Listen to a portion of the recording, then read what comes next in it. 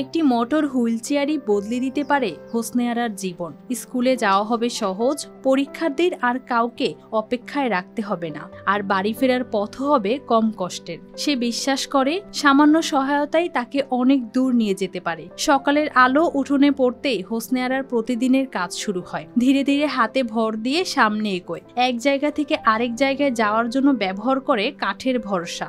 মা হাত দিয়ে মুখে খাবার তুলে দেন, আর সে নিজ হাতে গ্লাস ধরে পানি পান করে। মা হয়ে আমি তো আর ফেলে দিতে পারি না, আমি যেটা সহযোগিতা করা লাগে আমি করি।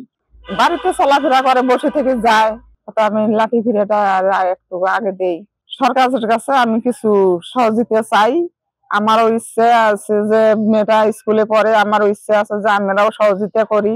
সময় হলেই বাবা তাকে নিয়ে স্কুলের পথে রওনা দেন। তারপরে শুরু হয় স্কুলমুখী সেই দীর্ঘ গ্রামের পথ পাড়ি দেওয়ার যাত্রা। হোসনে আরা আক্তার কুড়িগ্রামের রাজারহাটের মহিদর খণ্ডক্ষেত্র গ্রামের বাসিন্দা। জন্ম থেকেই 2 পা ও ডান হাত অচল। বহু চিকিৎসা, অপারেশন কোনো কিছুই কাজে আসেনি। স্থানীয় স্কুল ভর্তি নিতে রাজি না হওয়ায় 3 কিলোমিটার দূরের বিদ্যালয়ে ভর্তি হন। প্রতিদিন বাবার সাইকেলের পেছনে বসেই হোসনে আরা স্কুলে যাওয়া আসা করেন। আমার মেয়ে হোসনে আরা, আমি ওর জন্য কিছু বাইরে যে সংসারে কাজকর্ম করব, আমি সেটাও করতে পারি না। ওকে একবার স্কুলে নিয়ে যাইতে হয়, আবার স্কুল থেকে আনতে হয়, নিয়ে আবার ফের প্রাইভেটে নিয়ে যেতে হয়, আবার প্রাইভেট থেকে আনতে হয়। তা আমি কাজকর্মটা করব কোথা থেকে?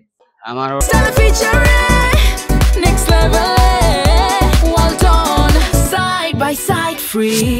সংসার চলে না, অভাব অনাটন। এখন বাইরে কাজকর্ম না করলেও তো আমার পরিস্থিতি খুব খারাপ। হোসনে আরা 9ম শ্রেণীতে পড়েন। ক্লাসে বসে মন দিয়ে লেখে সে, এক হাতে যতটুকু পারে ততটাই যত্ন নিয়ে।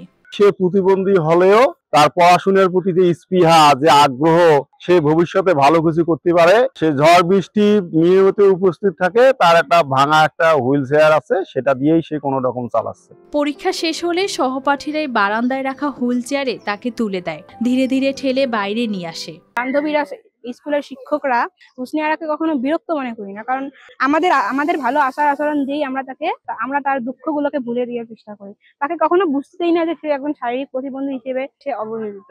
তার নিজের চোখে আছে একটি স্বপ্ন, একদিন শিক্ষক হবে। হোসনে আরার চাওয়া খুব ছোট, শুধু একটু সহায়তা, যাতে তার স্বপ্নের পথটা আরেকটু সহজ হয়ে যায়। সে বিশ্বাস করে একটি মোটর চালিত হুইল চেয়ার পেলেই সে নিজেই চলতে পারবে, নিজেই স্কুলে যেতে পারবে। আমি যেন একজন টিচার হতে পারি, তো সবাই আমার পাশে থাকবেন।